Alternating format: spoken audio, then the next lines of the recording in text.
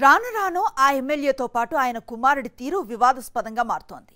తండ్రి లేనిపోని ప్రచారాల కోసం పాకులాడుతూ ఉంటే కొడుకు తండ్రి అధికారాన్ని అడ్డం పెట్టుకుని షాడో ఎమ్మెల్యే అవతారం ఎత్తారని ఉత్తరాంధ్ర రాజకీయ వర్గాల్లో చర్చ జరుగుతోంది. మొత్తానికి తండ్రి కొడుకులు ఒకరిని మించి మరొకరు ప్రచార యావతో రెచ్చిపోతున్న తీరుపై సర్వత్రా విమర్శలు వెలువెత్తుతున్నాయి. మాజీ మంత్రి గంటా శ్రీనివాసరావు, ప్రస్తుతం భీమిలి ఎమ్మెల్యే ఈ మధ్య ఏదో ఒక వివాదాన్ని సృష్టిస్తూ వార్తల్లో ఉంటున్నారు. నిజానికి ఆయన ఎంత చిన్న విషయాన్నైనా తనకు అనుకూలంగా మార్చుకుని ప్రచారం చేసుకోవడంలో దిట్ట.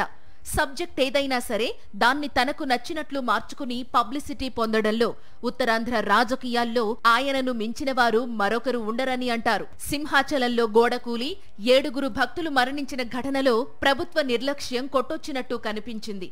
కూటమి ప్రభుత్వ చేతగానితనాన్ని ప్రశ్నిస్తూ అన్ని వైపుల నుంచి విమర్శలు వెల్లువెత్తాయి. గోడ నిర్మాణంలో నాణ్యత లోపంతో ఈ ప్రమాదం జరిగింది. ఈ వ్యవహారంలో స్థానిక ఎమ్మెల్యే గంటా శ్రీనివాసరావు తీరుపైన విమర్శలు వినిపించాయి. ఆయన వీవీఐపీ టికెట్ల మీద చూపించినంత శ్రద్ధ భక్తులకు కావలసిన ఏర్పాట్ల మీద చూపించలేదనే అభిప్రాయం సర్వత్రా వ్యక్తమయ్యింది. తనపై విమర్శలు రావడంతో వాటిపై నుంచి ప్రజల దృష్టి మరల్చడానికి భీమిలి ఎమ్మెల్యే గంటా శ్రీనివాసరావు తనదైన శైలిలో ఒక వ్యూహాన్ని తెర మీదకు తీసుకొచ్చారు. తనపై వస్తున్న విమర్శలకు చెక్ పెట్టడం కోసం సింహాచలం కొండపై సంప్రోక్షణ చేస్తున్నట్లు ఘనంగా ప్రచారం చేసుకున్నారు. భక్తుల ఆగ్రహాన్ని కొంతమేరకైనా తగ్గించాలని చూశారు.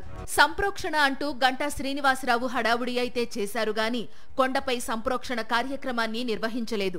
ప్రజల దృష్టిని మరల్చడానికే మీడియా ముందు హడావుడి చేశారని రాజకీయ విశ్లేషకులు భావిస్తున్నారు. ఇలా హడావుడి చేయడం, పొలిటికల్ మైలేజీ కోసం పాకులాడడం, ఇమేజ్ బిల్డప్ కోసం ఏదో ఒక కార్యక్రమాన్ని చేపట్టడం లేదా చేపట్టినట్టుగా నటించడం మాజీ మంత్రి గంటా శ్రీనివాసరావుకు ఇది తొలిసారి ఏమీ కాదు. గతంలో స్టీల్ ప్లాంట్ కోసం తన ఎమ్మెల్యే పదవికి రాజీనామా చేస్తున్నట్లు గంటా ప్రకటించడం అప్పట్లో చర్చనీయాంశంగా మారింది. రాజీనామాలు చేయమని కార్మికులు ఎవరూ డిమాండ్ చేయకపోయినా సరే అకస్మాత్తుగా తన రాజీనామా అంటూ అప్పట్లో హడావుడి చేశారు. అదే సమయంలో స్టీల్ ప్లాంట్ కోసం రాజీనామాలు అవసరం లేదని తెలుగుదేశం పార్టీ నిర్ణయం తీసుకుంది. అంటే పార్టీ లైన్కు భిన్నంగా గంటా శ్రీనివాసరావు ఎమ్మెల్యే పదవికి రాజీనామా చేశారు. దాన్ని తన రాజకీయ ప్రయోజనాల కోసం విస్తృతంగా ప్రచారం చేసుకున్నారు. ఆ మేరకు లబ్ధి పొందారు. మాజీ మంత్రి భీమిలి ఎమ్మెల్యే తీరు ఇలా ఉంటే ఆయన కుమారుడు రవితేజ కూడా ఎలాంటి తడబాటు లేకుండా తండ్రి బాటలోనే నడుస్తున్నారు. తండ్రి అధికారాన్ని అడ్డం పెట్టుకుని పెత్తనం చేస్తున్నారు. ఒక్క ముక్కలో చెప్పాలంటే భీమిలి నియోజకవర్గంలో షాడో ఎమ్మెల్యేగా వ్యవహరిస్తూ హల్చల్ చేస్తున్నారు. ఎమ్మెల్యే తర్వాత ఎమ్మెల్యేగా ప్రభుత్వ కార్యక్రమాల్లో పాల్గొంటున్నారు. సింహాచల ఆలయంలో గోడ కూలి మరణించిన వారి కుటుంబ సభ్యులకు చెక్కుల పంపిణీ కార్యక్రమాన్ని అధికారులు చేపట్టారు. గంటా శ్రీనివాసరావు కొడుకు గంటా రవితేజ అధికారులతో కలిసి ఈ చెక్కులను బాధిత కుటుంబ సభ్యులకు అందజేశారు. స్థానిక ఎమ్మెల్యే హోదాలో శ్రీనివాసరావు చెక్కులు పంపిణీ కార్యక్రమంలో పాల్గొనడంలో తప్పులేదు. కానీ ఎమ్మెల్యే కుమారుడు రవితేజ చెక్కుల పంపిణీ కార్యక్రమంలో ఏ విధంగా పాల్గొంటారు? అది సబబేనా అనే ప్రశ్నలు తలెత్తాయి. చెక్కులు పంపిణీ చేయడానికి ఆయనకు ఉన్న అర్హత ఏమిటని కూటమి రాజకీయ వర్గాల్లో చర్చ జరుగుతోంది. గతంలో కూడా గంటా రవితేజ ఇదే తరహాలో వ్యవహరించి విమర్శల పాలయ్యారు.